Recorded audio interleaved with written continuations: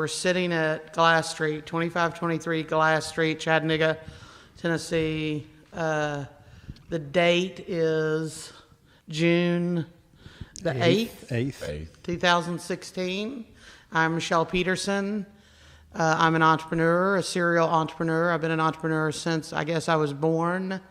I feel like if I hadn't been born with an older brother who I was very competitive with, I probably would have done something else with my life. But my brother was 10 months older than me, so I give him all credit for making me want to beat him at everything.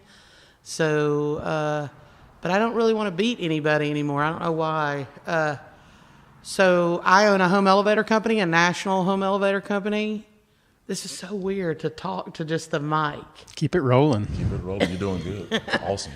And this is our first podcast where we're going to try to just have no crowd and talk about Glass Street and if you're listening out there in podcast land, you're going to hear we're finalizing our strategy for Frankly Speaking series and how we're going to do that every Wednesday. Are we going to attempt to go live at some point? Is that the goal here? I think we can have a few live sessions here and there, but not dabble in live. Definitely live. Dabble in live. Dabble in live. We'll dabble. And so this one, our music. What do we call Devin? Our music. Mr. DJ. Mr. DJ guy will be editing. So some of this you may hear, and then some of it we may beep. We're gonna try not to cuss because I really enjoy cussing. I'm not gonna lie. It's not in the 10 Commandments, and I never take the Lord's name because my memo would have my hide. So I try to use as many non-Lord name cussing words as possible in my vernacular.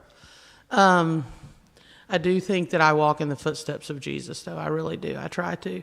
But so here we go. We're going to try to talk about what our plan is. And so I've got Carlos Hampton here, who is an incredible human being, and Andy Sweet, another incredible human being with me today. Carlos has been part of my team. I've been fortunate since August. Andy is a serial entrepreneur like me in the Chattanooga community, and I'll let them introduce themselves. Carlos, if you'll take and introduce and tell people out there who are listening what you do for a living. Okay. And Carlos Hampton. I am a serial eater. I work for the Chattanooga Fire Department at the capacity of a battalion chief / district chief over a section of the city. I actually grew up in the Glass Street area and was, I guess, the perfect story of Chattanooga streets turned clean. I take pride in the community. I take pride in showing kids the right way. And I'm happy to be here amongst a great panel of people. How's that? That's great. Also, now, what do you do at the fire department, though? I wasn't sure I knew what the fire department actually did till I met you, because I never had a fire. Battalion sounds pretty fun too. Yeah. Come on. Battalion is a different arena. I just was promoted to this position back in March. I'm actually over several stations, about 9 companies, and I make sure that the staffing, the training, and the execution of large-scale incidents go according to protocol and that no one gets hurt. Okay. So you make sure your guys stay safe and the citizens that you serve as a civil servant, we appreciate your service, by the way. Thank you. And you follow protocol, but you were in the military before that, right? Yes, ma'am, that is correct. U.S. Navy. Go Navy. Go Navy. Go Navy. I will now root for Navy in the. Who does Navy play? Air Force or Army? We play them all. You play them all. We okay. play 'em all. Well, I will now be a Navy fan when I watch. Now, Andy, tell us a little bit about you. All right. So, Mandy Sweet, I guess I could be considered a serial entrepreneur now. I started five different businesses over the years, most of which, haven't really done much. It's okay. And some which do. I'm told that's the way it works. But, I've always kind of even growing up, considered myself that jack of all trades, where I truly try to dabble in everything. Knowing and learning bits and pieces of everything rather than being really, really specialized in one area. But I think, I'm most known in the sporting world. Most of my background is in physiology and research science. And so I work with athletes trying to dissect how to make people healthier, faster, fitter, live longer, all that kind of good stuff, which I find an amazing thing to learn about, because what's blasted us in the media and is spread globally is usually wrong, which we can probably push forward, and we'll talk about more later, where everything the media pushes out is often wrong. So, that's the short snippet of Andy Sweet. Andy Sweet. Well, and I think the one thing we want to definitely plug is, how many triathlons have you done? Triathlons, a bunch. But you might be talking, Ironman distance. Yes. Triathlon.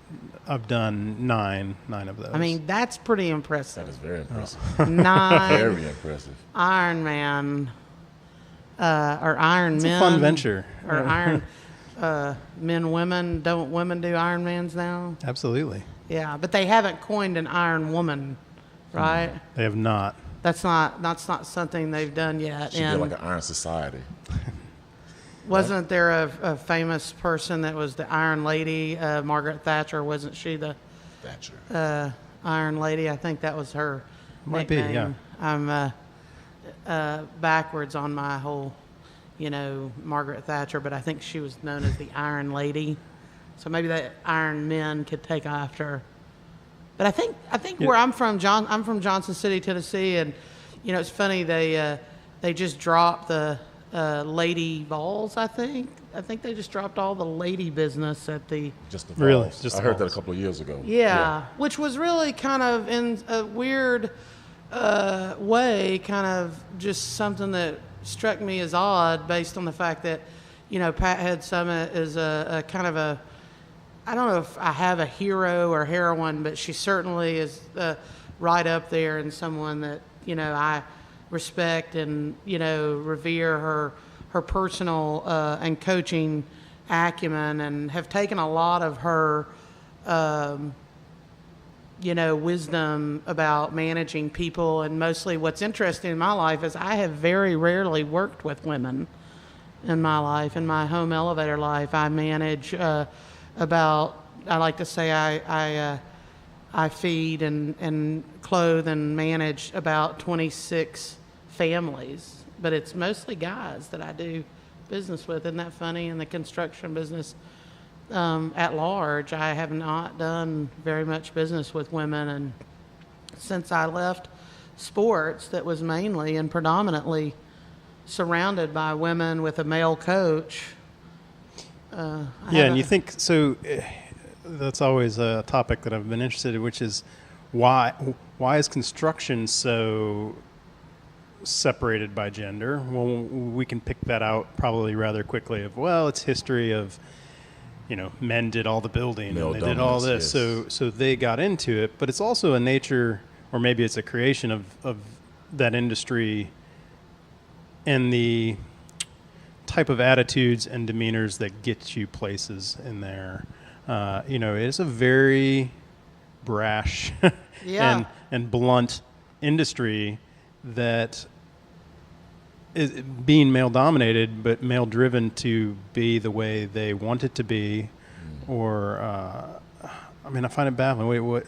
Yeah, Tell me what you think. Like, why that? I think it's more convenience than anything else, because during the war, the women stepped up to do construction and build airplanes and supplies for the military, and it was all because all the men were all fighting wars. So Yeah. I think it's more so a thing of convenience. It's male dominant until we need the women. Well, and to it's step clear in. they can do it When it's because of clear, times like that. They can do, yes. They yes. can do the work, and even definitely, unarguably, probably manage the industry better. Of course. the Hands management skills often are much better when you look at a female manager versus For the most a male. part. For the most part. There are exceptions. And that is something that I've heard in my involvements in the construction world of, like, boy, it could use a little bit more organization, a little bit better management to progress. Definitely. So what is this? Why are they out? I think instead of the separation, that for whatever reason, the focus should be more on a collaboration to exploit those strengths and hone in on those weaknesses to make it better, than to say, well, this is just a male dominant. Because even in firefighting, a lot of men don't see female firefighters as adequate personnel. But I know men that are just as weak as what the supposed status for a woman should be when it comes to firefighting. I've seen a woman move a stove by herself so that we could put the fire out behind the stove. And I would go into any house fire with her because I trust her that much. The mindset and society's placed this stigma that men are meant to do this and women are meant to do this. Just purely based on power and size, because that. But I think that's what's fascinating about our discussion. Ironically, that has nothing to do with glass and archway, and frankly speaking, as a series, and why we're doing this together, is that the interesting thing about that is that as construction evolved, and now it seems like as the political arena, I mean, certainly after last night, we definitely see, a woman, and quite frankly, I have said I won't vote for Hillary Clinton, but the funny thing is, after last night and this morning, the discussion in my head is, oh, wow, I may have to, because, there's certain things that are happening in the political arena that it just more becomes about, decorum, and, we're almost begging for political correctness right now, and we've been so tired of it for such a long time because it feels non-genuine. But ultimately, I think this discussion is inherent when it comes to giving people the opportunity and the time. I think that time is just such a currency right now when it comes to, and I appreciate you all being here and you giving your time to do this, because one of the things that led to me buying Glass Street, the Glass Street building, was that I felt like we needed an arena to talk about these inequities that I, as a business person, doesn't matter whether you're male or female, I think if you're a small business person in this country right now, you should be very concerned about the socialization of the marketplace. Yeah, I think one of the big, and I for one happy to be here to talk about it, but where we're going is all the same thing, right? It's inequality. It doesn't matter if it's in this case talking small business or whatever inequality, or gender inequality, or race inequality. It's like, this is everywhere. Mm-hmm. And you got to dive into all those topics to figure out why are men pitched to this industry and not that, and why are businesses driven up and driven down in these inequalities. Well, and I think the inequality of equity is really where the primary focus of my discussion has been in leading up to this very isolated podcast. I think the reason I got nervous is because it just feels very isolating to talk into a microphone. I'm not going to lie. Just having that crowd, the last few, frankly speakings, and primarily friends of mine that came, where I was just essentially talking about the NCAA, which I think I feel like I've coined the phrase the poor man's federal government, because most poor people don't pay federal taxes. It's been proven time and time again that involvement in your government when it comes to financial constraint by marketplace leads people not to vote and do other things, because they primarily don't see the benefit of having some skin in the game, if indeed the they're out there trying to do something and generate something for themselves of any significant value, whether it be buying a home or, but to buy a home, if you're poor, you have to buy insurance, and you have to buy tons of insurance. If you can't put a down payment down, you have to pay PMI, which is gap insurance for the banks to make sure that there's a certain pool that they can go to if the marketplace shifts, which a lot of people who grew up like I did, my father always said we were 2 months from homeless. And I really believe that had either one of my parents gotten sick, but that drives that fear, which then drives the payment to insurance, which is another form of taxation. And if you look at the pools of money happening right now, it's primarily happening because we're all paying into insurance of every type. Insurance of every type. And then we don't, if you look at who governs that insurance, without stigmatizing these guys, if anybody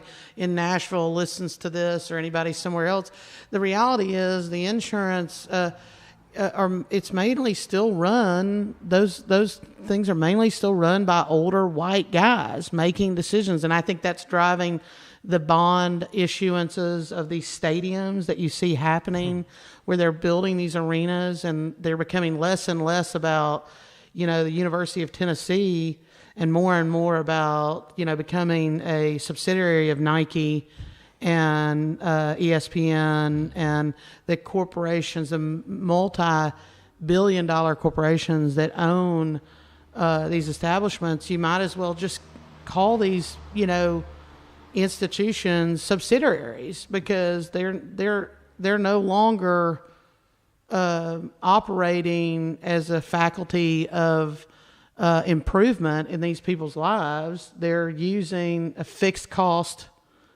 commodity, because that's really what athletes have become. Yeah, and it's their own marketing budget buying them into their clientele and their future, their future, period, right? Like, we'll put some money here. We'll buy this entire organization or institution, as you said, and then that's it. They've just perpetuated their future and their increasing of wealth and commerce. Like they have everything they need. I think that's the funny thing about our discussion leading to why I decided to do podcasts and why I want it to be so organic that it's not contrived, and hopefully we don't edit much of this out, and hopefully we say something out there that some person may not know, and we get them to come to our forum-based podcast, along with the fact that we're going to run some contest over here in East Chattanooga, and hopefully people have the attention span, because we live in such a 30-second society that you just hope somewhere out there someone is listening, whether it's someone that fits some sort of profile. I don't know, we've profiled who's going to listen and who's not. I think we're just going to throw it out everybody's there. going to listen. But and I think it's as we've talked about this before, right? We're trying to get some new information, or maybe the same information in a new light, to the masses, to everyone, right? Here's some different perspectives on what we see day to day, and Michele and Carlos and I have talked endlessly about everything from in-person marketing and what you see walking through businesses, what you see in big business, what you see in government, oppression and inequality, right? Those things, we like to believe we know what they are, but every day I find out that I don't really probably know. I don't really know that I'm seeing, that wizard behind the door, mixing something that I can't actually tangibly see and learn about. Let's grab the snippet of information that I just heard that makes me interested. Michele, you said insurance is basically another form of taxation. It has become another form of taxation. Boy, that was one little phrase there that you tell me why. Well, I think it's easier to. Here's what I think. I think it became very apparent to our governments after the Vietnam War. And this is my theory, and this, I'll just say a disclaimer, no college professor, no one has educated me. I've kind of made up my own mind just in being in business for 20 years and understanding that the first thing that my mother said to me coming out of her nest, and my father, both my parents, overly stressed, make sure you have benefits. It seemed like the benefit factor was much more important than even having an upward economic mobility, because they wanted to keep me safe, right? And so I think you've seen an extension of our laws that have basically created this almost social capital type of investment, and I think that that's what it basically is looked at, is that when you tax people, I think that you basically send them a message that you're redistributing their sweat equity for the common good.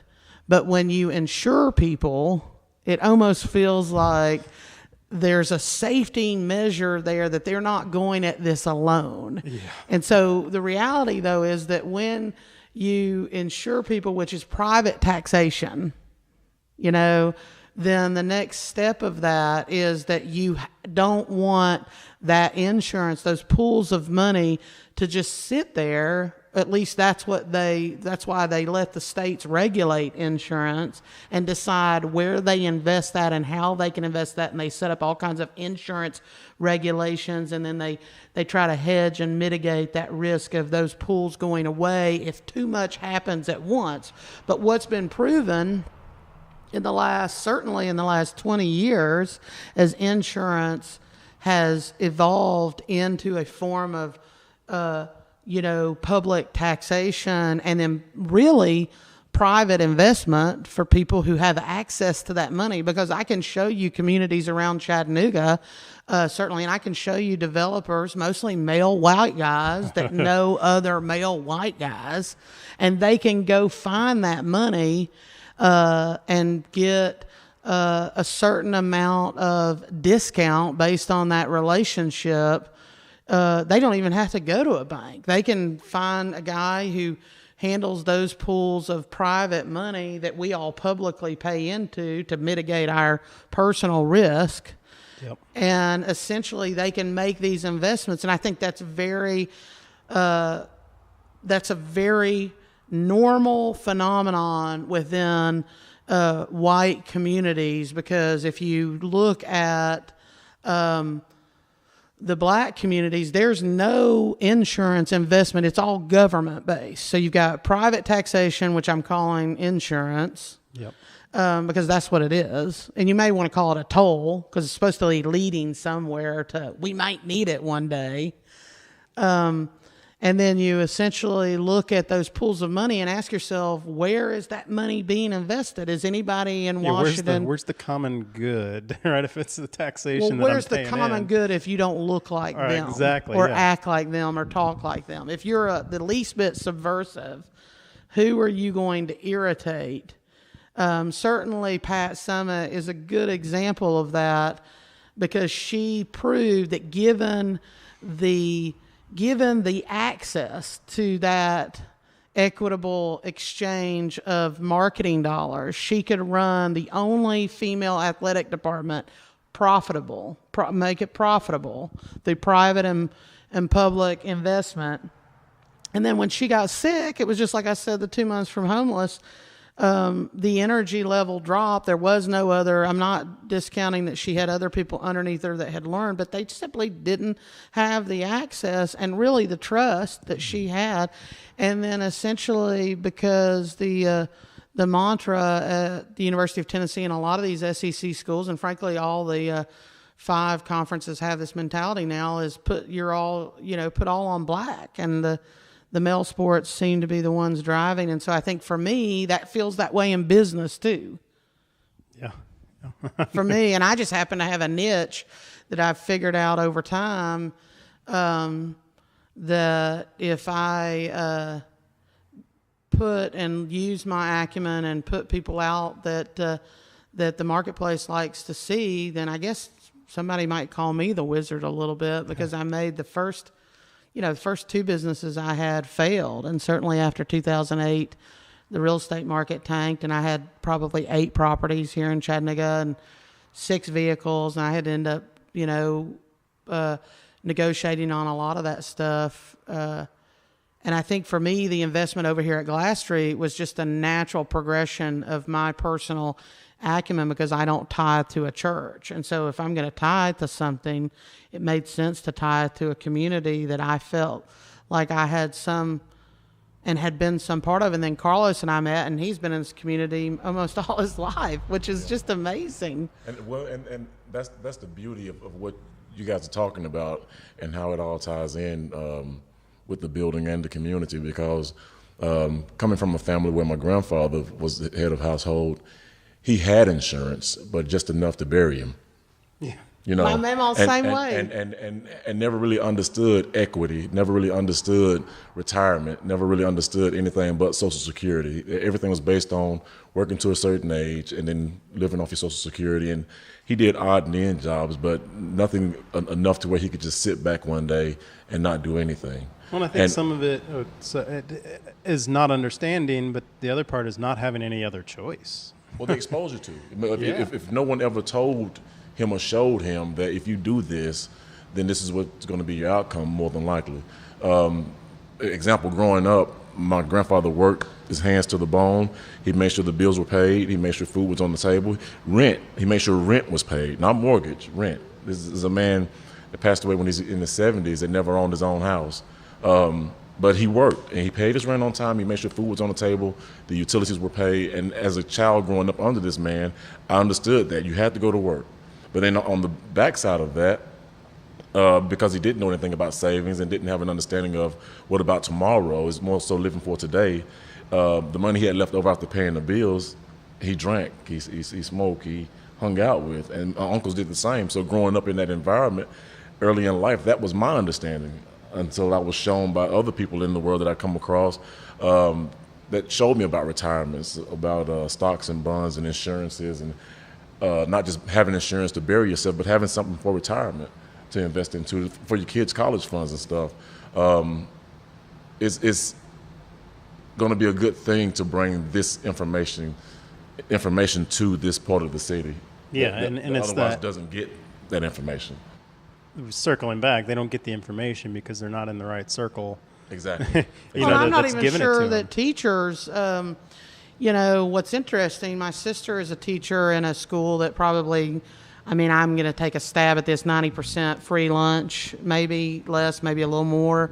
And one of the things that became interesting to me as I began to mentor kids in East Chattanooga 3 years ago, which is how I ended up here, is I was working with certain guys that could help me build stuff and move stuff. And, I was fortunate to be able to utilize their sweat equity in a fair and equitable contractual trade, but not having anything. I didn't buy into the whole concept that if they didn't have insurance and I wanted to build something transactionally, I needed to do something that was very organized. I was all across the board so disorganized in the way that I did things that it was just a miracle that I was able to accomplish what I accomplished by sheer, activity learning. And I think that's something that a lot of people talk about from a business standpoint, is if you look at women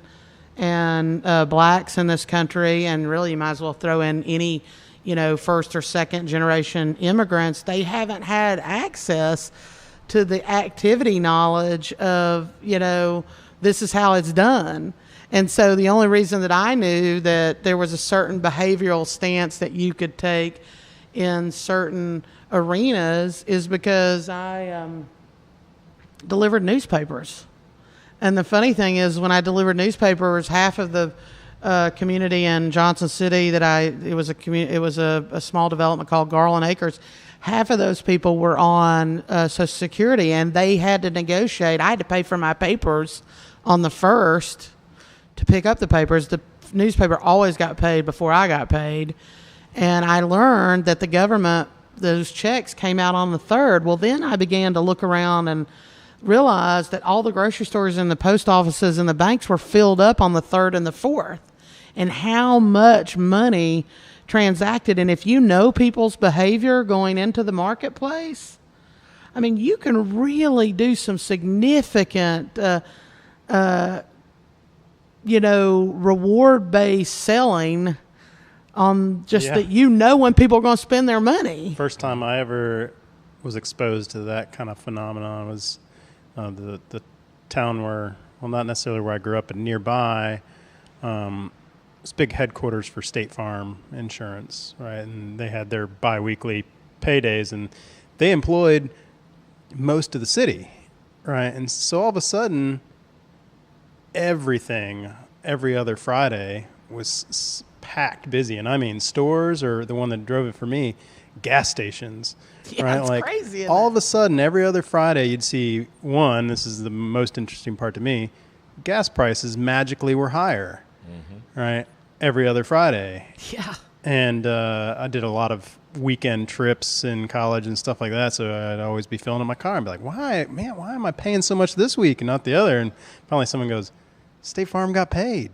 Right? Yeah, I mean, seriously, honestly, I think that's just so relevant to, creatures of habit. Like I said to you the other day, I mean, we get in these, like, especially me, I get in these routines, and imagine how big business does it. If you can predict when people are being paid, and that the cause and effect is that they're going to spend their money, and you could change the location of shelving and move a product behaviorally by that behavioral knowledge of when that transaction happens. And I think if you want to really disrupt, which is what's interesting about the one thing I will give Donald Trump and Bernie Sanders credit for, even though I don't believe in anything that either one of them have to offer from a solution base, is just to disrupt the marketplace through what I think Uber and a lot of these San Francisco guys are doing. Is they're adding so many, like, that's why I named my media company Parallel Arc, because it's just people who deal with electrical power grids hate arcs, because it disrupts the whole flow of things. But it's really, really, really easy to do business when you know the flow of things. Data rules everything. I mean, data is the biggest commodity being traded right now, and most people don't know that. Yeah, that's the point that I really constantly find.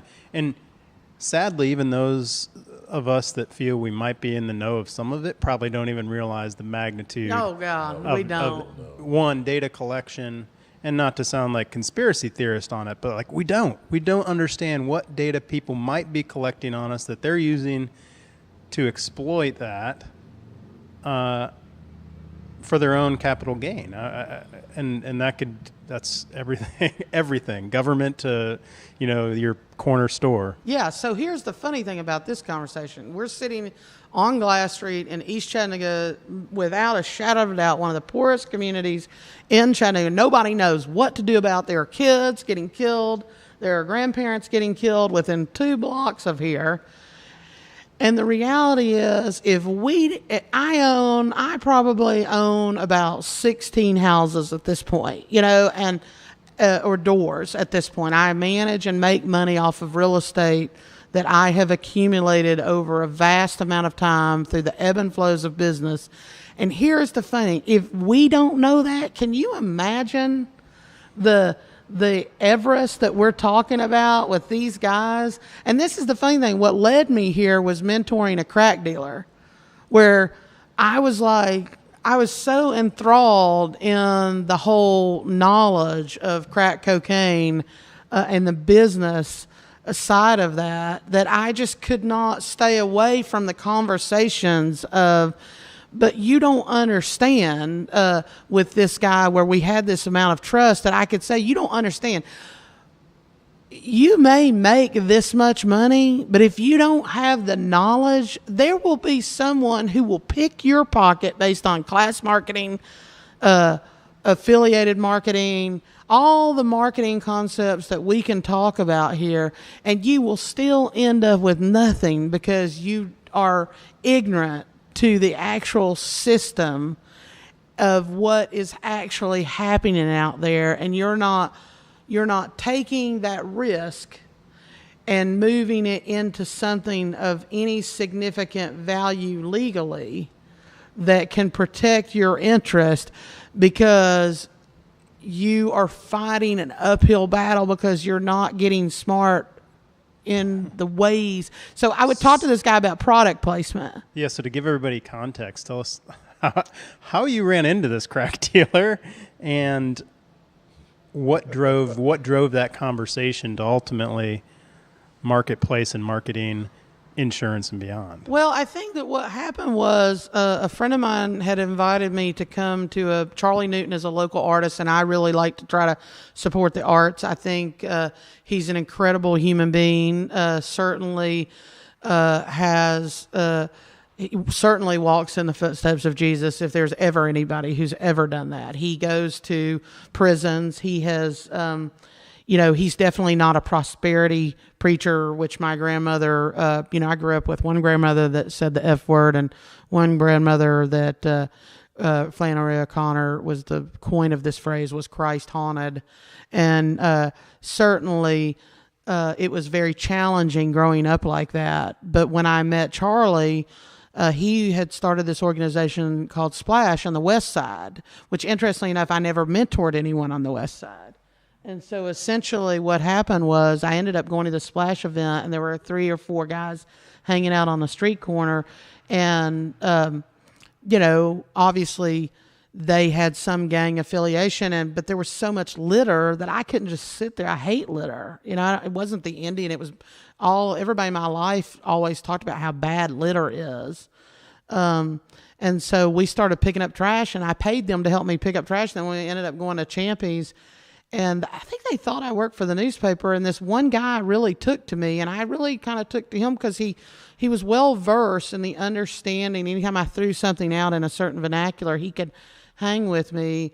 And then we just started talking about the crack business, and, that he had been selling crack since he was 12. He stepped off the porch, which I had never heard that term, and his family was in the cocaine crack business, I guess, since the 60s and 70s. And so I felt like he was just the perfect guy, and he asked to hang out with me. And the next thing you know, he's riding in my truck to go to Alder and Cox over in Hickson, who I do a lot of business with them. I do a lot of business with Vicky over there, and have always felt like I was in good hands with her agency over there. Not that we're plugging them. Nobody's paying us. I just like them over there. And she did me a favor and sat down and really went over insurance with him. And I left there and just said, buddy, I don't need to belong to a gang. That's how I mitigate risk, is that I don't own a gun. I pay an insurance bill every month to mitigate my risk of someone stealing from me. And when they do, I call Vicky up and tell her, we had theft. I file a police report. It seems like the police are in that as well, because they told me the last time I got robbed, I said, can we not find the capers? Let's figure out who robbed from me. And the guy was like, you just need to call your insurance agent. And I was like, oh. And so I think one of the things that happened in that is that he just really understood that what I said to him is that you will never, ever be able to sell and distribute your product safely without looking over your back 24 hours a day, because there will always be the risk that someone else is willing to take to get rid of you. And the reality is, when you pay insurance, that investment is made as I said, as a form of taxation for what occurs when people make bad decisions emotionally. So the few times I've been robbed have primarily been from people that I've fired who felt like they were slighted in some way, and they came back for their restitution via theft. And they were not bad people. They just made bad decisions. And I think that for me, showing this fella in the crack business, and then that led to me talking to him about product placement in rap videos, product placement in certain things that he would send me. As methods of him. As methods of getting his money out of his pocket that he had made. And his money legitimizing wasn't secure it. because people had already figured out ways to take it. Absolutely. Not with a gun to his head, but take his money. When his first and 15th were, when the checks came out. Yeah. Exactly. Yeah. What was interesting about this guy, which I've never told anybody this, what was interesting about this crack dealer is a large majority of his clients were Vietnam vets, African-American Vietnam vets. You know, you saw a surge and I remember Whitney Young talking about this. I was a big follower of Whitney Young. I got a little bit of flack the last time because I kind of threw black people under the bus for not knowing. A lot of my friends didn't know who Whitney Young was, and he was definitely one of the more superior negotiators with the private marketplace in the as part of the civil rights movement that I have ever come about, just being a business person and seeing him go into certain marketplaces and having no fear to say what he said in front of a room full of very fearful people. And I think that was the courage that he did that I wanted to pass on to this young fella in talking about you'll never win if you don't educate yourself, and you don't take that money that you make, that you risk your freedom. Like, that's the thing. This guy would risk his freedom to sell and make instant money, but it would be like he would not set anything aside to go learn something legitimately. And that was the thing that was really, for me, was really the odd thing about that discussion is that he didn't redistribute his own sweat into something that led to an educated vice that he could go out and do anything. He had the skills to maneuver the marketplace, and he understood when people got their checks from the VA or Social Security, whoever he was. It was not unlike selling newspapers. Yeah, that was his busy time. Like he knew and had learned, but yeah, via that trade was screwed literally. Like, there's no way you're gonna win. No way. In that word, and not merely because you're sitting there doing something illegal, but you don't have the ability to protect yourself in it. No. Right? There's no insurance for selling crack. I think for the most part, people that I've known that have dabbled, seems to be the word of the day, dabbled in drugs, street pharmaceuticals, so to speak, that they live for the day. You rarely hear of a drug dealer that's investing into a retirement, so to speak. It's all in attire, cars, accessories, and so on and so forth. Never really, I'm going to make a few $1,000s and go put it into the bank or talk to a real estate investor. Because, again, for one thing, that they're living for the moment or the day, and they may not have the knowledge or have the exposure to even think about a retirement because they want to live hard and die young. Well, I guess, and that's the inverted thing about the system of because a lot of the white guys in Johnson City that I grew up with dabbled in selling marijuana. Street pharmaceuticals. That's an interesting coin. I like that. Street pharmaceuticals.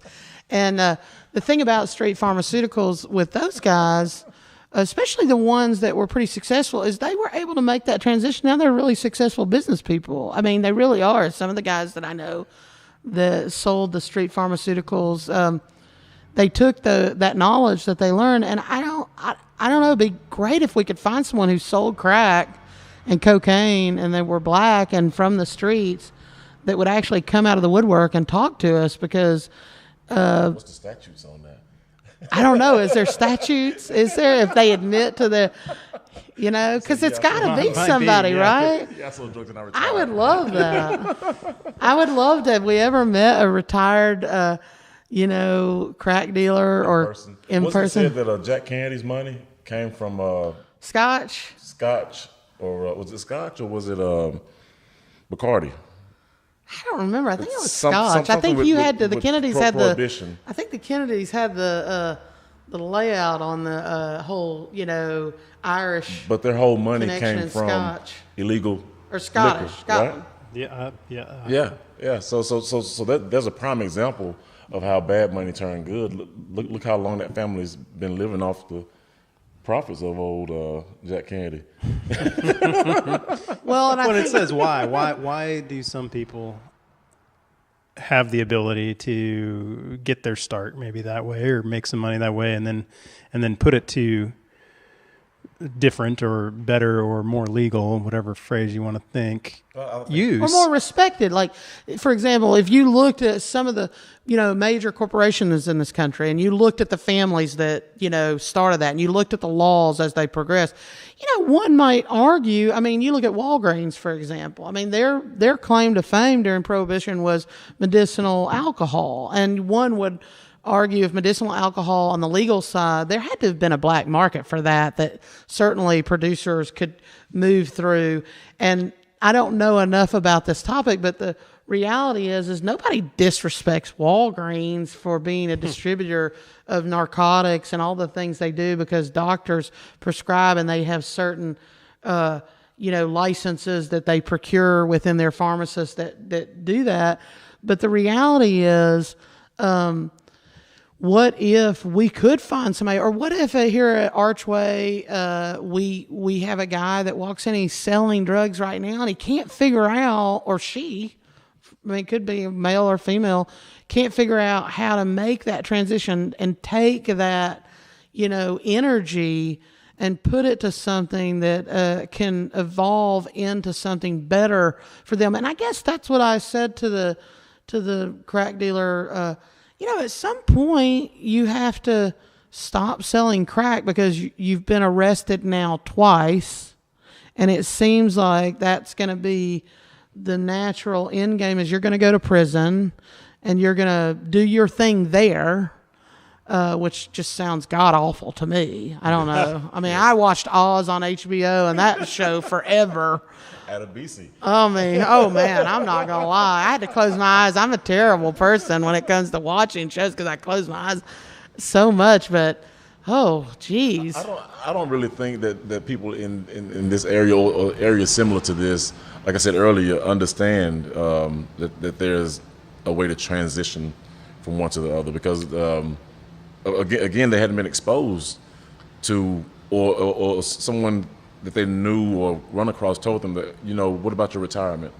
You're going to stand on this corner most of your day, almost every day, to make this much money, just to go back and get more drugs, to come back and make this much money. Then you're going to blow it on this or on that. But what about tomorrow?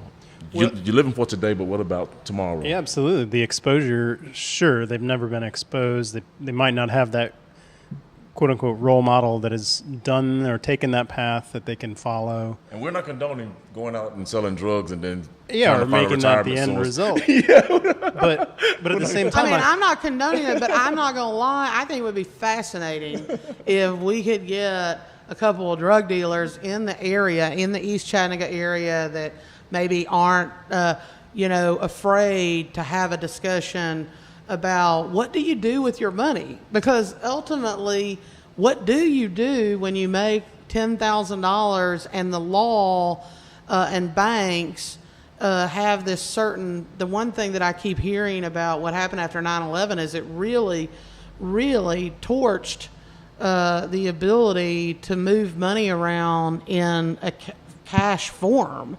And so what do? Do you hide that in a mattress? And then when you hide it in the mattress and then somebody shows you an advertisement, it makes you feel better and you go out and spend money, which is what we all do, right? That's what it is. It's like you try to put stuff away, and I'm the worst, and I probably run through $10 million a year. And it's like, people are like, how much? I'm like, I don't know, like $10-12 million and that's like crazy to think about. But at the end of the day, when you're running a big company and you're supporting larger things, it's all just in scale. Well, and I think one of the paths that is involved here too. So, Carlos, you mentioned exposure for these people to see the path out. Yes. The other thing is the difficulty of seeing or learning the path. Period. Right. I definitely did not grow up in a neighborhood like this, but not with money either. My parents worked hard. Rarely had anything to save, because of putting my brother and I through school and college and beyond. But, then take me wanting to start something, and I mean a business and a true business. There's not an easy path, and I still believe this, to figure out how to do that the right way, right? As I, just like you, Michelle, every step of the way, I was like, guess and test, right? Like, let me try this. Let me try this. Oh, man, that's a great phrase. Guess and test. Someone's not happy with the way I just did that, right? I forgot to do this or that. And there's so many ins and outs of making a business that, one, is protected, that, two, God willing, is successful, but that actual to do things the proper way and in a way that doesn't end up everything I'll say in my businesses, at least early on, right? I do it, find out that I've made errors, and end up spending so much money to try and go back and fix those errors that then the business is no longer successful, no, and then you're out, right? Like, so had I known ahead of time, maybe it would have had you known ahead of time that if something went bad, don't try to fix it.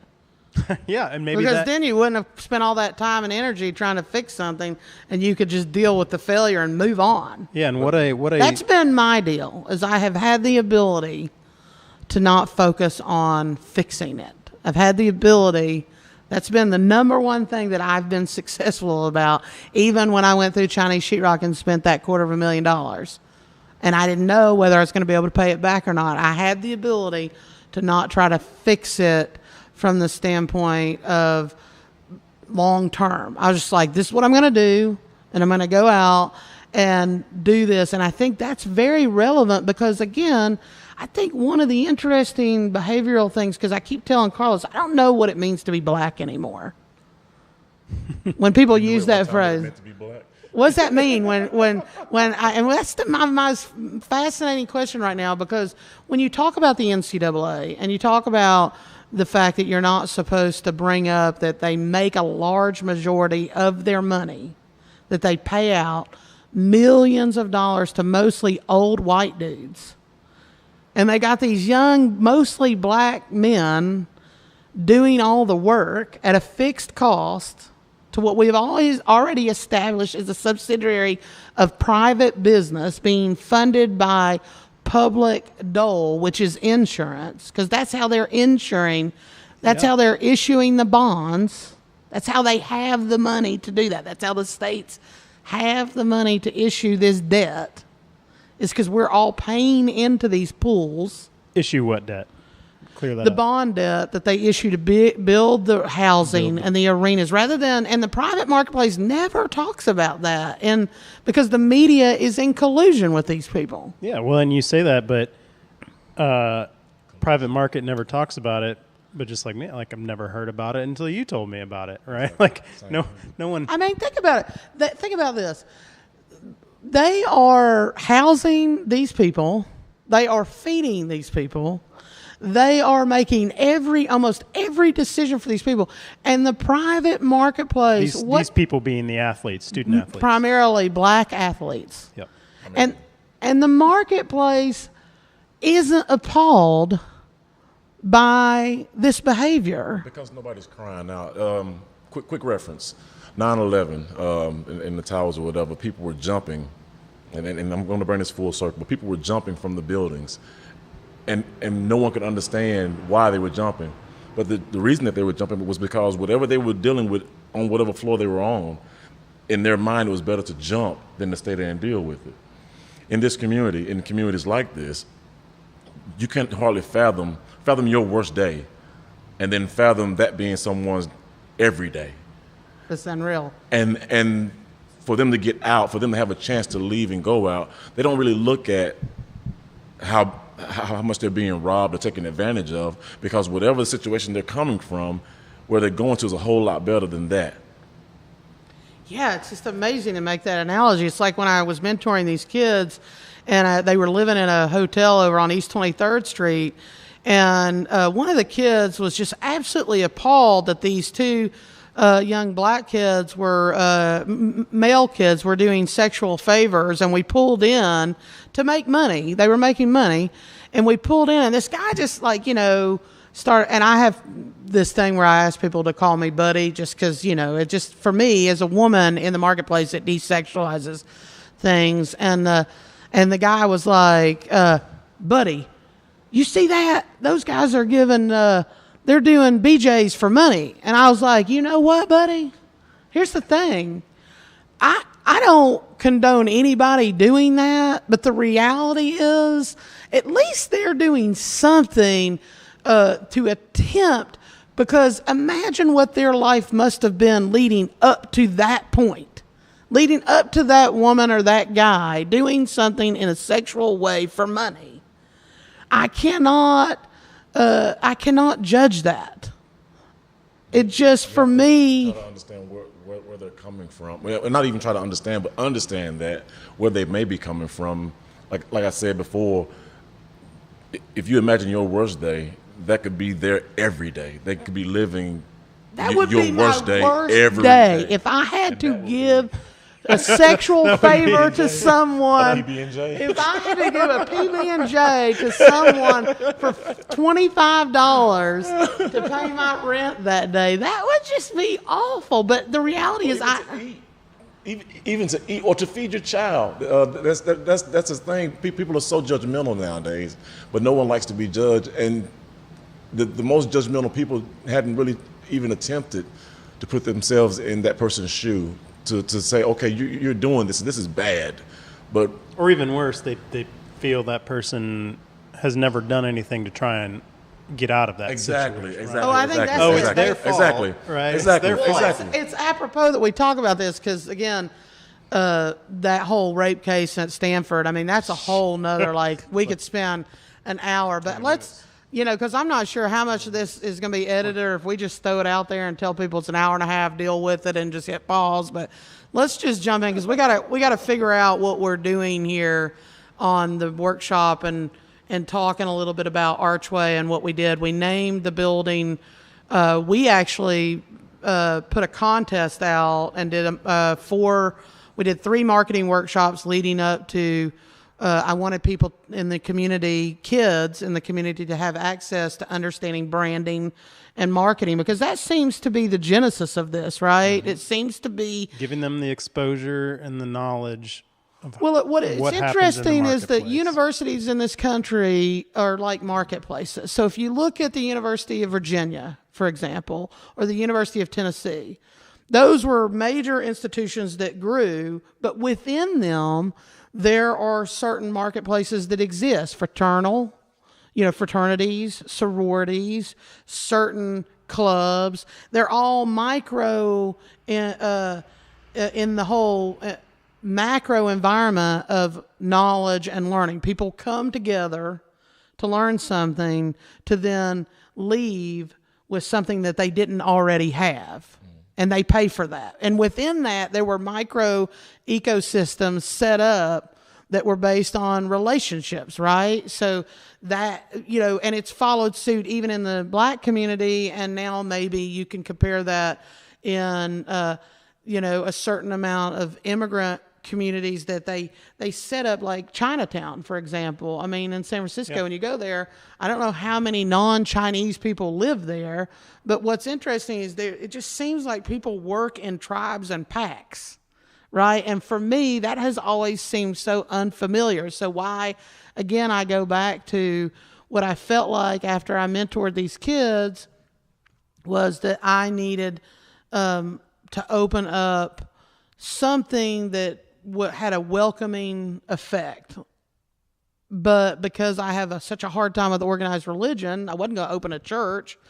So I came and bought this property in one of the poorest communities And ironically, right after I bought the property, I met Carlos.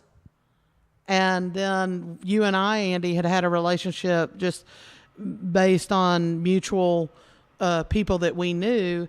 And so to get the kids to name the building seemed like the natural product to start out with. I get them exposed to this model, this idea that there is a something that they can belong to, a pack, that is there to help educate and send them out with something that they don't already have. Right. And maybe even there's a gang guy or girl in town, in this community, who is interested in learning something without I'm not going to judge them. And that's what I thought, is that if I could mentor a crack dealer who told me some pretty horrific things, that at some point I said to him, buddy, that's my threshold. I can't listen to... Yikes. Some initiation conversation that is so sexualized as a female, I can't go there with you. You're going to have to go to a therapist and talk about that. And when he started talking about the first time he ever had sex was in a communal effect that seemed like that was a rite of passage within his fraternal order of, his gangship or whatever that. But what was so funny is growing up in Johnson City, I remember a conversation that happened the same way with the Key Club guys or with the other, I can't remember the other clubs. I don't know if you all had clubs but we had clubs. And it was very interesting to see who won. And I never really wanted to belong to a club because I felt like that kind of stigmatized or labeled me. The only club, ironically, I didn't want to belong to was the being gay club. I didn't want to be gay. And so I think that I didn't want anybody to call me a lesbian. I don't know why. In sports, I wanted to be a ribbon-wearing softball player. Evidently, someone once said to me that all the GPS girls wear ribbons because they don't want anybody to think they're a lesbian. And I thought, does that mean a ribbon-wearing GPS girl can't be a lesbian? And I thought that was so funny, that the way that, I don't know. That's a whole different topic, but we'll talk about that at some point. I don't know what being one way or the other means anymore, which is why we're here at Archway talking about the stuff that may or may not impact people's lives. But certainly the next contest is Name That Donut contest. Name that donut. Name That Donut. We have Barbara Cox of Cox Bakery. Mostly known for her wonderful donuts, but certainly her pastries, has offered to let us brand or how, what's the language I should say on the donut? We're gonna name it and market it. The marketing, maybe branding, because it'll have a new name. That donut will have its own name. Archnut. But I'm not sure about the archnut. Yeah, I'm just not sure. We're gonna have to take a vote with the kids and see. The whole goal was to let the kids name the donut. So it's not. This is not a us thing. It's a Archway. So you can't blame me for that. Archway is going to launch another campaign with these local kids to give them some exposure to how to take a product and brand it and market it. Become a brand. And to have it become a recognizable thing that is legitimate and, again, is teaching them a valuable trade about maybe sales, maybe marketing, or ultimately just to understand what they're seeing on a day-to-day basis out there. Turning the consumer into the retailer. So they will have these. So, Michelle, tell her, what they will have some time and some guidance to go through these workshops for an end result. So how are you going to get these kids to do it? What's going to motivate them to do it? How are we going to educate them in it? Well, I think the one thing that, and because Carlos was my guy at the workshops the last time, along with Teal. How do you say Teal's last name at Glass House Collective? Thibault. We're going to have her on as a guest so that and she can give us the origin of her last name. I've been fascinated with the spelling. Tebow. Oh, interesting. Yeah. And so we had Teal at Glass House Collective was gracious enough to run the marketing workshops with us. I mean, she's certainly been a champion of this community for the last several years. And what's interesting, has continued forth with the same message, which is how do we engage and lift up this community without displacing the people that have been here. Exactly. And I think that's the fascinating thing that we want to do here at Archway is we want to empower people so they don't go away. It seems like a lot of people have, I mean, certainly in the number that over half of America lives in like 20 cities. Isn't that crazy? Like and don't you think that they want to live there for the, I can't say this word, anonymity. Somebody say it for me. Is that how you say it? They want to be anonymous. So these cities allow people to be anonymous, which basically means not labeled. So that when they go, what's interesting is you're new. Isn't that great that you get to tell your story over and over again? I think that's why my dad's a truck driver. He likes to go in new Waffle Houses and tell people where he's from. And I don't know. That's right. But I think it is interesting to say, take an area, help it, encourage it, grow it, improve it, whatever, but not displace. And that's something, and I'm not a Chattanooga native coming from Central Illinois, but I've been coming to and through Chattanooga for a while, starting in the mid-'90s. And I'll just say this story rather quickly to hopefully get a point. But I remember one day, it must have been 1996, was driving through Chattanooga, came down here to go on a rock climbing trip and had no idea about the layout of the city, other than the major thoroughfares through it. All of a sudden, I'm driving through, I miss a turn, I end up on the north side of the river, which at the time in the mid-'90s was not the most awesome place. Yeah. And I even remember going, I don't think I should be here. Like, this is not my neighborhood. Not that I had a neighborhood in Chattanooga, but if it was one, it wasn't that. And fast forward years later, moving here in 2008, and ultimately opening a business on the North Shore of Chattanooga. If someone had back then in the mid-'90s said, hey, guess what? Someday you're going to have a business, the North Shore of Chattanooga, I would have said, oh, shit.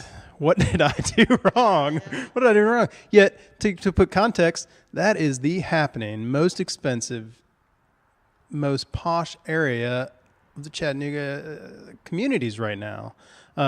And the problem is, what happened to all those people that were there when I drove through it in the 90s?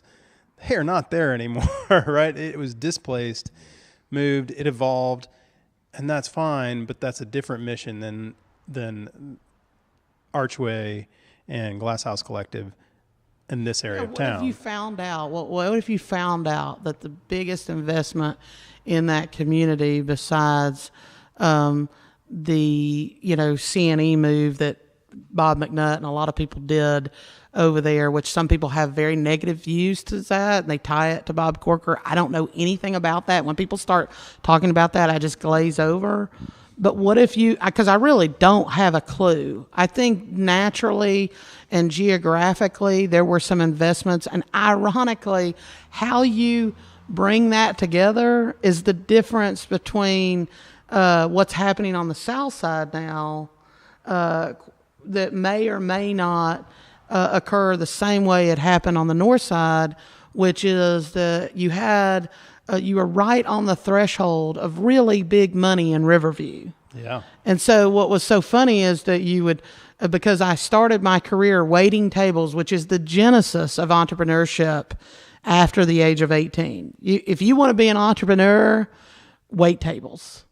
Because you can't do anything from an entrepreneur's perspective without selling it. And so that's why I say our system in Chattanooga is still broken for black people, because as long as I walk into an independent restaurant in this city and there are no black servers, there is not an entrepreneurial access in that community to black people. because it is the genesis of entrepreneurship. Interesting view.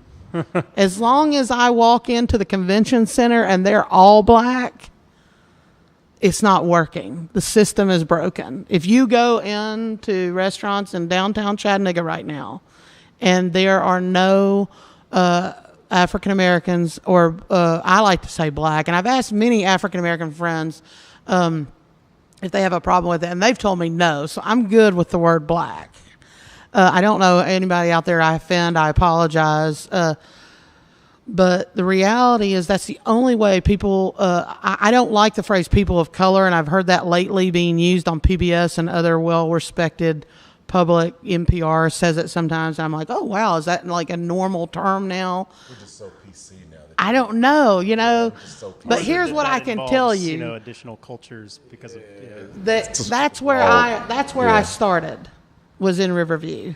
I worked at a restaurant called Papa's, and I BS'd my way into that job at 18 years old because I knew how to communicate to people, because I had delivered newspapers and I had to ask people for money.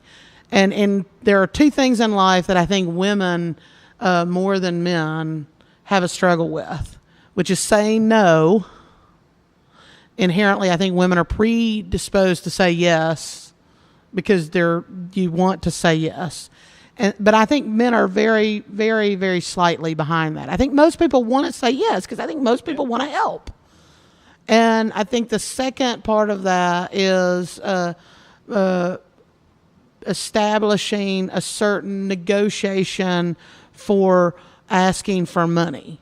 And when you deliver newspapers, I think that's why when the delivery of newspapers went outside of a youthful type arrangement and became more of a job to older individuals who began to take more paper routes under. I had to ask people for money at the age of 14, and they had to explain to me why they could not give me that money.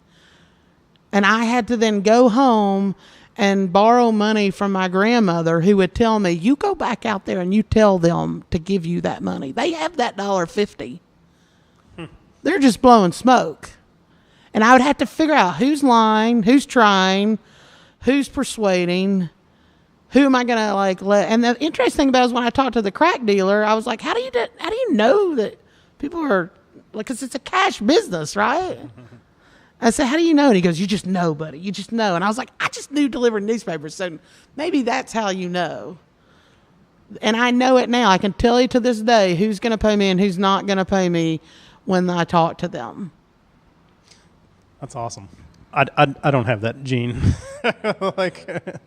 And it regularly baffles me when dealing with people like yourself that can innately almost zone in on somebody and be like, oh, yeah, they're telling the truth or they're blowing smoke. Or sometimes my guys will bet me. They'll, one of my sales guys will call me and they'll be like, hey, buddy, I can't tell whether this guy's going to do business with me. Will you call him? It doesn't take me more than a minute, and I can tell whether that person is going to do business with me or not right then.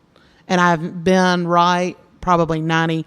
I mean, it sounds like I'm being really cocky, but when you've been selling as long as I've been selling, and that exchange has been a private exchange versus you've been, Carlos, really in the public arena. I don't know what it would be like to try to make your way up in the military.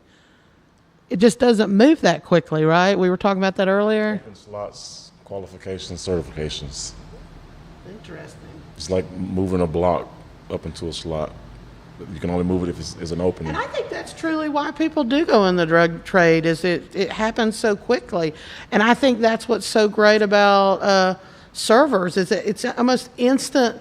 Like, that's why I compare it to entrepreneurship. There's a fundamental difference between an entrepreneur and a business person. Well, it's fast money. It's fast money. It's your money for the most part. Like I said, if you go out and make $10,000, if somebody fronted you the drugs, then $6,000 of that, at a minimum, belongs to someone else, right? I'm sitting there breaking down the drug game. Yeah. You think the drug business That's a good margin. Yeah, that's a pretty different. But they may have $10,000, but a portion of that belongs to someone who gave them the drugs. And then they have to take that money and go give it back and then buy more drugs, which starts the endless cycle. Well, then even in that, that person's on their own hours. They don't have to get up and be somewhere at 7 o'clock. They don't have to wait until their designated lunch hour to go eat. They don't have to be quiet while they're on the clock. They don't feel owned. They don't feel owned. It's the all-American freedom that's Well, I illegal. think that's why a lot It's of the people. entrepreneur dream. I Yeah. think that's an entrepreneurial thing. We're not owned, right?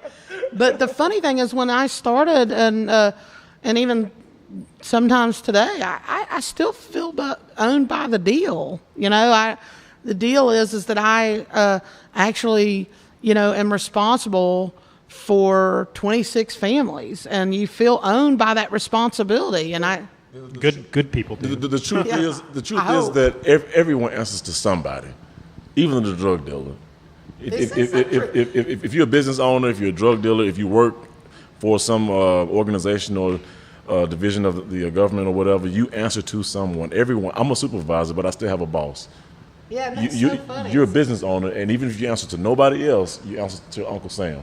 Well, not only that, I answer to, the clients who call with sometimes just the most ridiculous Yes. request, and you have to make the decision that day. And hopefully, when I sold my first business, my grandmother had died, and she was my most favorite person, and I just didn't care anymore. I was just like, people would call me, and I'd be like, and I knew right then it was over, because I was like, I just don't care whether you buy this elevator from me or not. And they were just like, really? And I was like, my grandmother just died. And one guy was like, your grandmother really didn't die. And I was like, he was like, send me the obituary. Wow. And I was like, I mean, literally, I think that was the day I decided, like, some people are just the devil incarnate. And I was just like, outside of the day that I went through Chinese sheetrock and tied that in with the Penn State thing, because that's the whole goal here, right? Is we create an arena in a community that can maybe benefit from some good people, because certainly these college constructs that we see right now, these universities, these Division I, I don't even know if there's divisions anymore, Division I, Division II, Division III, right? Mm-hmm. But I mean, James Chapman, the last time I had a conversation with him, went to an NAIA school. I don't know if that's any better. I felt like it was by listening to him. But, I mean, you're treating these kids like total cattle. You're branding them. They don't even get to pick where they eat. And imagine if we talked in any other arena, the marketplace losing sight of that. Because it is the marketplace of choice, right? The marketplace is the place where you can really make such a real quick difference. Well, and that's the hard part, is so many of these industries, if you will, sports and universities and all being one of those, when currently there may not be another choice, right? They're not given that choice, right? If you want to go on this path, you play the game. And the problem is how often the game is not there to help you. Yeah, because imagine that guy who just signed that big contract doesn't know 40% of his money or 20% of his money goes to his agent, 20% goes to over-insurance to protect him from all kinds of things happening, 20 other percent or maybe 35% goes to capital gains and, all the things that you talk about when you talk about Social Security tax. And by the end of the day, he might have been better off going to a smaller school that didn't have reins on him, showing his athletic ability, and branding something in Europe or in Japan or China that gave him access to his own movement. And imagine if he met somebody like me, where he wasn't housed on a facility that was going to put video monitors up 24/7 to make sure that their cattle don't leave and go graze somewhere else. Isn't it right now they're running numbers on what these universities spend to put their teams in hotels the night before the big game? Have you heard this lately? Yeah. It's crazy. What they've done is they've taken these kids and they take them out of the dormitories because that's still too much of an uncontrolled, supervised environment. And they go and take over a hotel the night before the game so they have access to no one. So that the next day, these 18 to 20-year-olds, 21-year-old kids can focus on winning for the institution of 100,000 people not giving a shit that those kids have no access to any decision-making power whatsoever. And the freedom is being able to make the choice, right? I mean, that's what everybody fought for in the law. And so for me, that's why I think Archway and getting kids from a branding perspective, and these people were supposed to be volunteers. They weren't supposed to be Nike wearers. They weren't supposed to be Under Armour promoters. They were supposed to be educated to redistribute knowledge, which would hopefully turn into some form of equity for their families. Or if they were going to be, the showcase, the athlete for Nike, Under Armour, they should be compensated for that. They should be negotiating that. It should not be negotiated and controlled for them by the institution that they're essentially married to. Well, and the fact is if you couldn't buy your own hops and make your own beer, then we would not have some of the greatest beer in the world that I love, right? And these kids who, have a bunch of sweat rolling off their forehead don't even have access to put anything of any sort of equity back. Well, they're paying for school, but in a different equity and not with the same quality as someone that took out the loans or dealt with the parents, I guess, in some shape, form, or fashion. They pay with their body. So you see them having to replace hips at 38. You see them having bad joints. I put home elevators in for quite a few guys that have ALS that played college football, and I think it's fascinating to see. They pay with a different commodity. Well, I think the big thing is the insurance doesn't even want access to that, right? Because who wants to insure people who throw their bodies around? So it doesn't surprise you that these guys in the insurance field aren't going for it, because the reality is that I guess it's more profitable to insure a teacher than to insure a college athlete. So you go after the big, pools of people that teach. What's going to be the less risk? Well, and then, now entering into some more of my realm, the baffling thing to me is how well understood the dangers of a lot of these sports, from everything to how they play, to how they train, how they eat, sleep, all that factors into injury risk. And we know a lot about that, in the scientific field. And, more and more daily. And yet you bring these concepts to the coaches, trainers, etc. of the major institutions. They don't want to hear it. They certainly don't want to institute it. Because though it might make these athletes safer, it doesn't help the game. It doesn't help the big W, right? If they don't get their win, they don't care. I don't understand why the coaches keep participating in it, ironically, because I think, the reality is like you take a big CEO of IBM or any of these big corporations, and I'm not an anti big corporation type person. What I am anti in is acceptable collusion. Yeah. I mean, this is not acceptable for me that people don't have the power of negotiation simply because and I tell this to people, the generational forgiveness that comes along with being, where I'm from, all my mistakes I could ask for forgiveness rather than permission. But had I had the inability to vocalize my educational level through understanding not to end a sentence in a preposition, because immediately that tells people my class. Immediately that tells people where did I come from and who do I know, diminishes the threat once people recognize I'm educated. And I think that's what I told that crack dealer is you'll never win, buddy, because you're always chasing the carrot of value. That people see value in you, and you don't even see value in yourself because you're willing to sacrifice your freedom to access acknowledgement of value. Well, and so then that these athletes don't fully understand their value, right? No they want to doubt. make it big. They want to be the next great. They see this path. They know it's through school because of whatever. That'll be their entrance into the big leagues.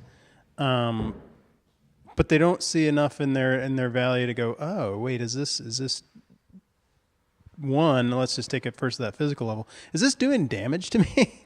Right? Am I shortening my lifespan because of what I do? If you don't value yourself, I guess you'll just do as much damage as you want. You just don't care. And you just don't know your own worth.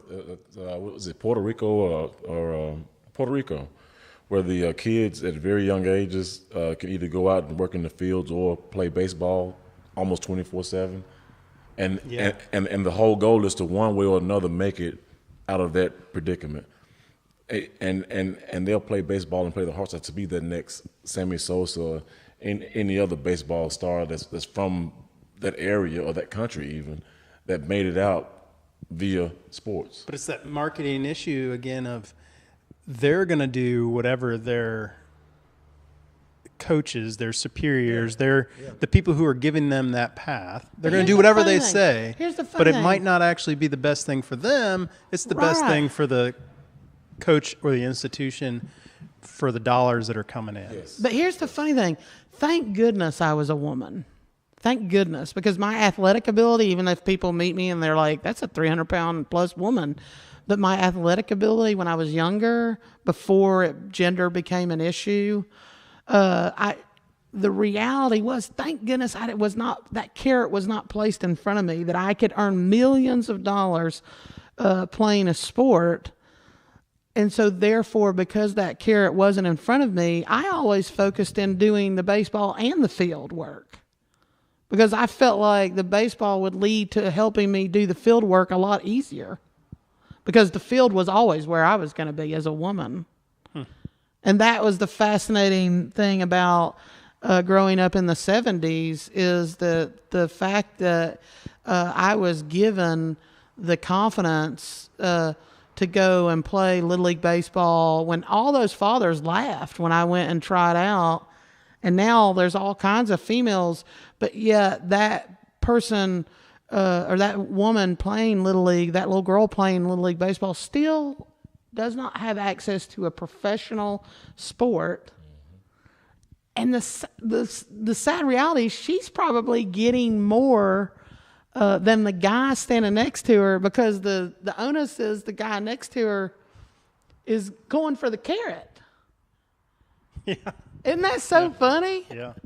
And that carrot's dangling for him, and what pressure that must be, which I had no pressure. I mean, the only pressure I had was you either have to pay for your own school or you have to earn a scholarship. But school was expected, university was expected in my family, certainly. And I think that's what a lot of people look at from a redistribution of wealth perspective, is education is the only way to redistribute wealth. But what does it say? That we're redistributing sweat equity every day in these universities and nobody cares. And you know why nobody cares? Because everybody I ask, why don't you care? And you're a business person. And they say, because I'll just spend it on dope and strippers and making it rain. And I'm like, you think everyone will do that? Yeah. Every one of those guys? And what does that say about us as a society, that we think that we have to protect those people from themselves? That there's not one person in there that will make a difference. And that it's okay to do that, to assume those things or stereotype or. But is that because they're black? Or If or is it because they're an 87% of them athlete? are black, I think the black angle is relevant, but I think the color that the most focus is on is green. Yeah. It's all about the money. Whether you're the athlete, whether you're the person that's exploiting the athlete, whether you're the brand that's exploiting the university, whether you're the investors that's exploiting whoever, the color is green. And if you don't have it, you want it. If you have it and you find a way to make more off somebody else's sweat equity, you want more of it. And so black, white, green, yellow, whatever, the color of the day or forever is green. So basically, your establishment is what I was told very early on in life and recently reminded of, which is the person with the most amount of gold makes the rules. And what we establish here early on is Archway is being set up to take kids down the street. What's the name of the elementary school down the street? Hardy Elementary. And invite those kids into this arena via the marketing workshop, earn their way to this arena to be part of this podcast through a Name That Donut contest, which the genesis of this was Name the Building. And the Chattanooga Free Press was kind enough to do an article about us. Yolanda Putman wrote a wonderful article about Archway. And I think that's where we end today. We didn't really actually facilitate what we're going to do, but I think we do that next time because this is, I think we're about an hour and a half into this right now. We covered some great topics. Well, and we can always put some show notes in there that show what the path of this is. Mm-hmm. But ultimately, it's these discussions that are going to grow the concept. Help us learn where it's going. Really, we're not even sure. Yeah, we're not sure. Where is this going? So why not? The literal people out there that maybe listened for the first 10 minutes and returned and came back for another 15 minutes and never heard this. I don't know what to tell literal people because I think that what you said earlier, that catchphrase was a very good phrase when you talked about trial and error, but you used a different phrase. Guess and test. Yeah, guess and test, man.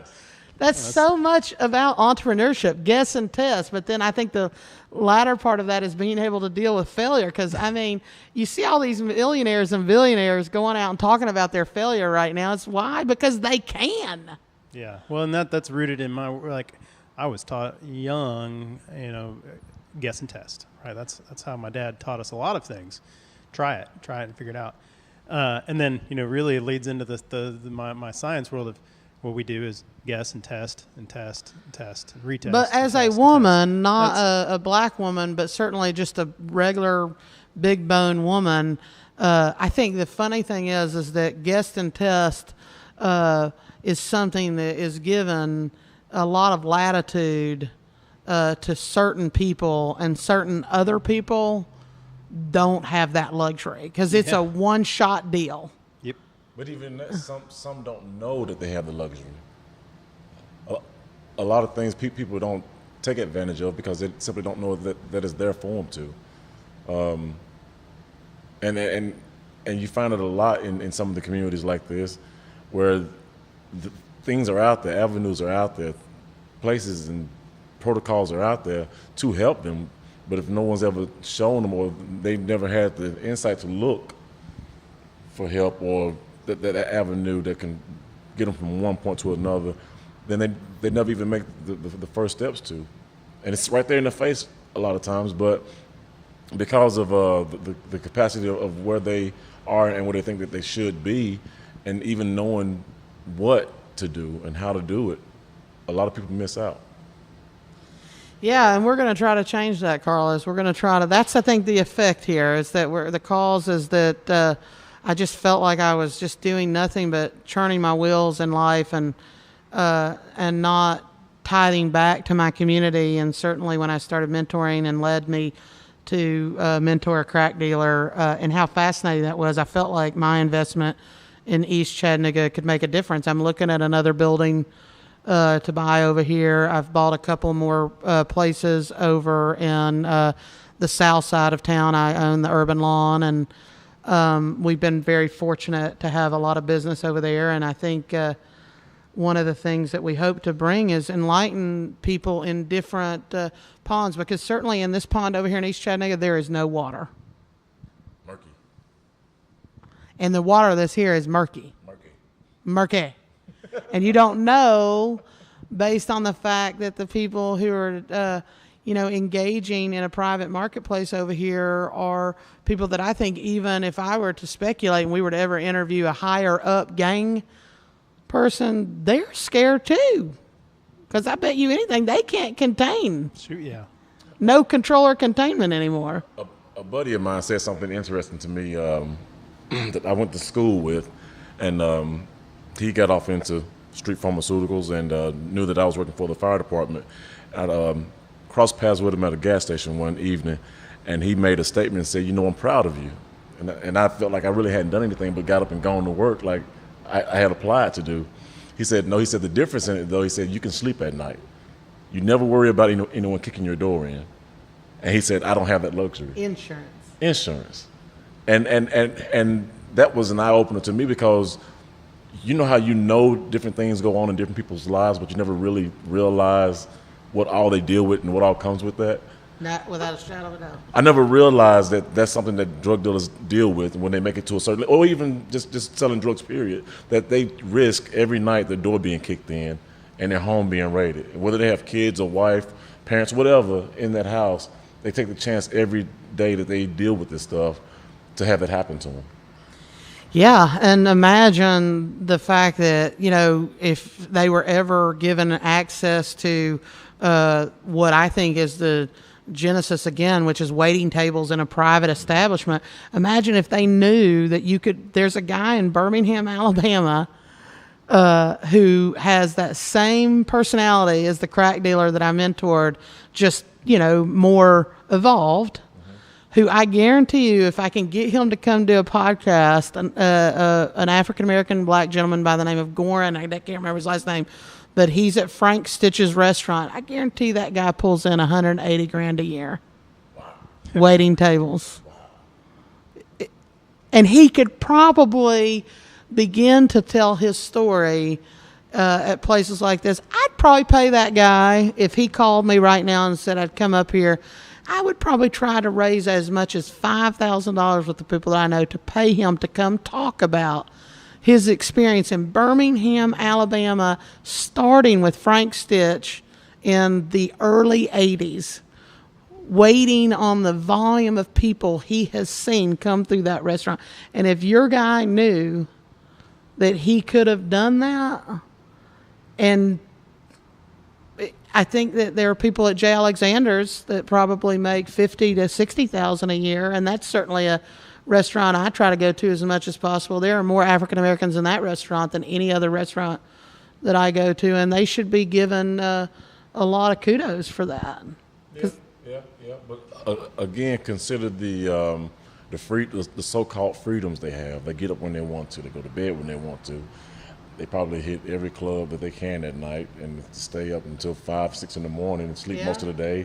Get up, stand on the block a couple of hours, earn a little bit of money back, and then everything goes into a cycle. I think if you could take one of those kids and you could do a mentor program with the local restaurants. I mean, I know restaurant culture has a drug aspect. Certainly it did at the restaurant I worked at. And if you could take a kid and put them there and actually do what I did, which is, it's an instant marketplace. It's the instant judgment of your service and your level of ability to manage a crisis when that kitchen gets behind that is going to make or break your tip. I just think it's fascinating. And it's broken in Chattanooga for sure. It's broken in a lot of towns, but I've never seen it as bad. I mean, in Chattanooga, it just seems like none of the private restaurants have any black people at the front of the house, and it's just something I want to see change in my lifetime. And in that, too, a point to be made, Chattanooga was founded on a lot of industry work. In the early, 40s, 50s, 60s, even into the 80s and 90s, we were once declared one of the dirtiest cities in the United States because of industry work. And when those jobs started to go away, well, the natives of Chattanooga were under the condition or the mindset that all the jobs were being taken from Chattanooga, when it wasn't that all the jobs were being taken away. It was just the jobs that we were used to as the natives here. So when your Wheeling Foundries, your U.S. Pikes, and other industrial companies went away or shut down, those were the jobs that you really didn't have to have a lot of education to go to and make a ton of money.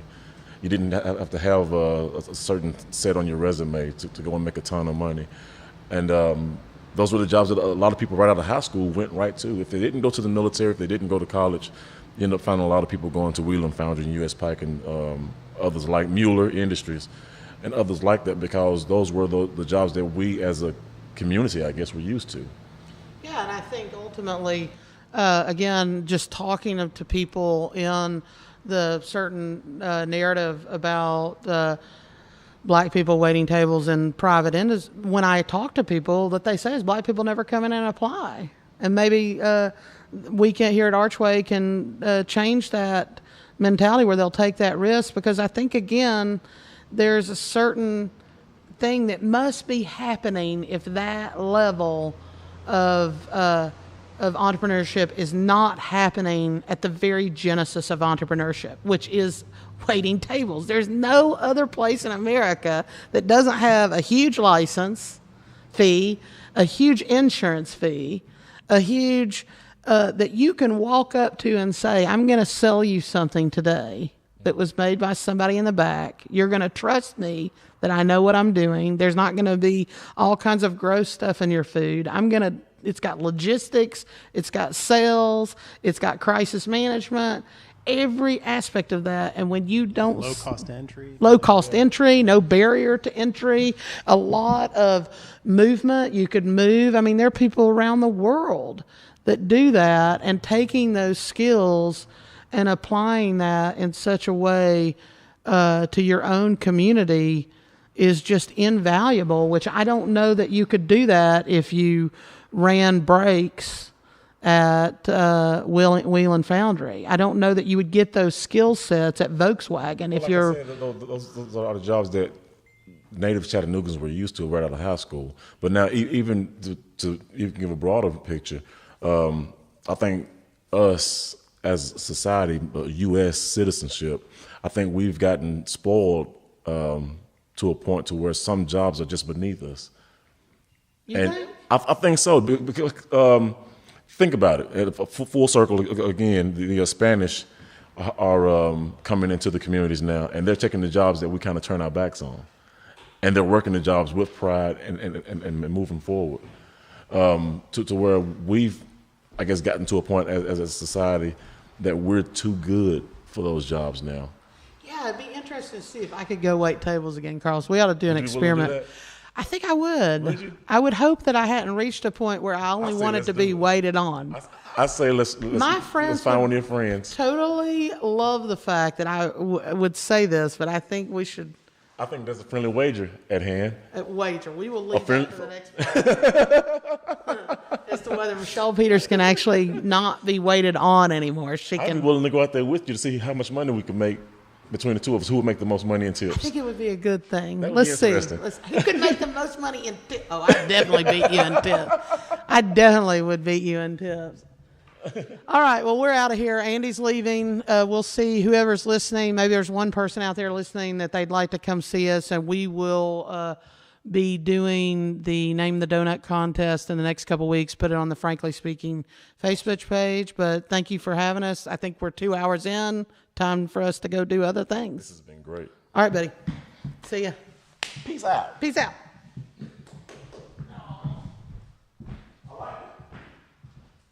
We'll see what Devin says.